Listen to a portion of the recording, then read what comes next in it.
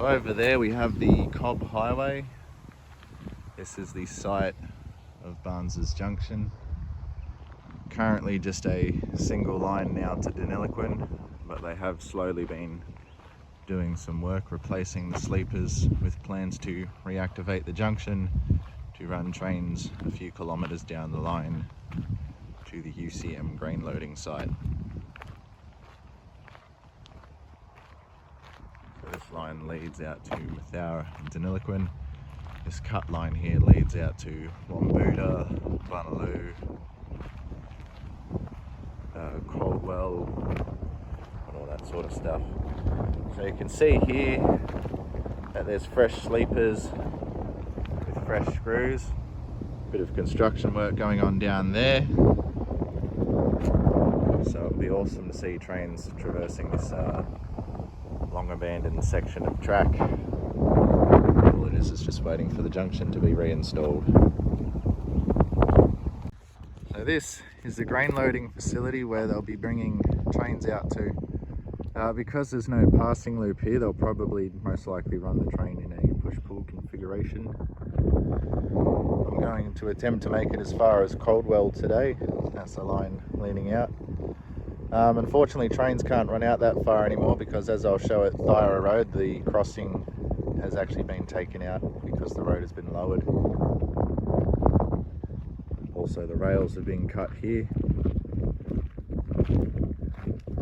But the sleepers do look somewhat okay to bring the train out here, which for the line sitting abandoned or shut down since 2008 seems okay, although it does look like they have done some work up this end as well. So yeah, it'll be good when trains are back running out here again.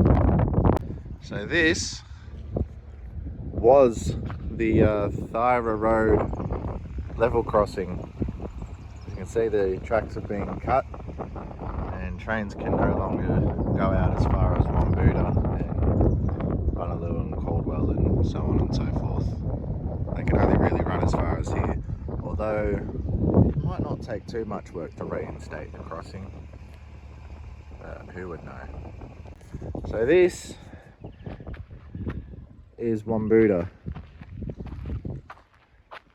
And we're looking down at Wambuda. Wambuda looks like it had a hump shunt or a gravity shunt, so that way you could back the wagons up the hill and then the locomotive could continue back to Echuca or further down the line, and that way you would release the wagons and gravity shunt them down the hill to be loaded with grain and then on into the siding, which I will show you as we get closer. Trees have overtaken the gravity shunt, as you can tell. I found a photo on the internet last night, posted about 4 years ago. The grain silo is still in use, but for truck loading only, but I'm not sure how long ago this grain site was closed. So we're now a bit closer to the silos. You can see the chute here that was used to load to the grain wagons. I found a photo from a few years ago that had the chute connected to a pipe of sorts that was connected to an auger, that was connected to another auger, and they would have used that to load trucks. As you can see here, we have the main lever used to allow trains to enter the siding. If you're wondering why don't I have a crack at trying to move it, I've tried and it doesn't work. And I think it has something to do with this little device here. It looks like you can open this up and like insert a key of some kind. Then it has like a little pin there that would move back out of the way. So yes, I have tried to have a go at moving this, but it won't move, unfortunately. And coming up, we have the next lever that allows trains to then push their wagons back up the hill into the gravity shunt here. So as they let the wagons go, I assume that after they finish loading, they would have let them then fall down into the loop here. Just coming up on the second lever to set the tracks to either go up into the hump shunt or to allow trains to just enter the siding and pass each other if that ever happened. So this is what the derailer looks like in the position when it's not in use, allowing trains to enter or exit the siding. Oh, that's the other switch up there, or the other lever. So if, you know, trains are coming back into Echuca and they need to collect wagons, or I don't know, they want to use the siding, they can also use the siding up this end as well. Or if they hook onto the wagons and need to run around, they'll leave the wagons in the loop, run the locos around and hook up to the other end. Something that I find interesting with the siding here is that they seem to have steel or metal sleepers for some reason, and not wood like the one over there. Oh, except for wood here, but that's because they needed to have wood so they could bash the pegs in for this device. This device is called a derailer. What it does is it derails trains. So if you have the brakes fail on one of your wagons and you don't want it running away, it'll hit this and derail it. And all you do to deactivate it is just flip it over. Yeah, I'll need two hands for that, so I'll show you in the next clip. So we're now up the other end. Looks to have the same locking device, unsure of what it is, and then the same style of leather to allow the points to move for the main line or into the siding. So we're now walking back, so you can see the warning sign for the Wambuda Road crossing, as well as what I assume was the grain storage shed for when the silos were full. Waiting for trucks or trains to come. They now sit long abandoned. It's all empty now and all securely locked up. We're now currently at the Bunaloo loading facility. Two grain silos here with the loading chute, the grain storage shed with a little bit of an elevator, the loading chute as well.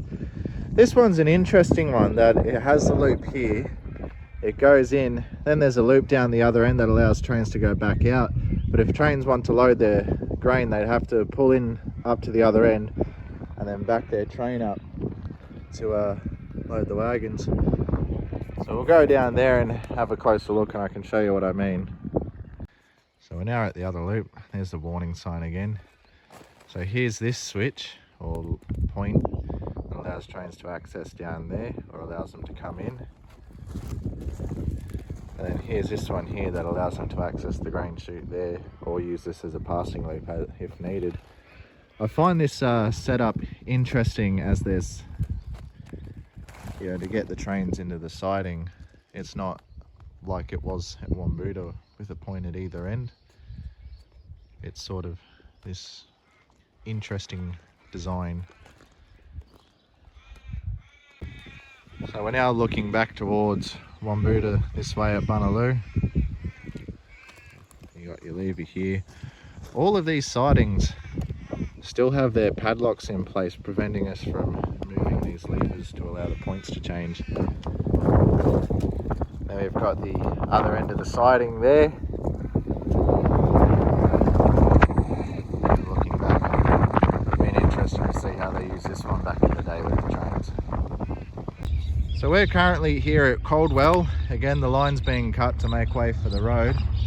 And I believe this facility is still in use, so we'll try and get as close as we can without trespassing, but I've seen someone lock up the gates over there earlier. But it looks like in the background there you can see the grain silos, and I believe this front shed here was used for storing rice.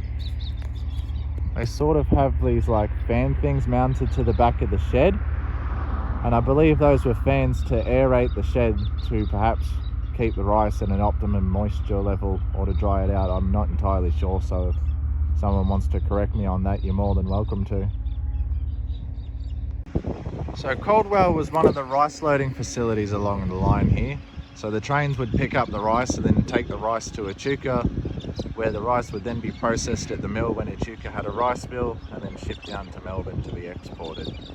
Nowadays there's only one operational rice mill along the two sets of lines, and that's the Sun Rice Mill at Deniliquin, although that doesn't see rice trains anymore due to there not being enough demand to run the train, so unfortunately it's currently being trucked.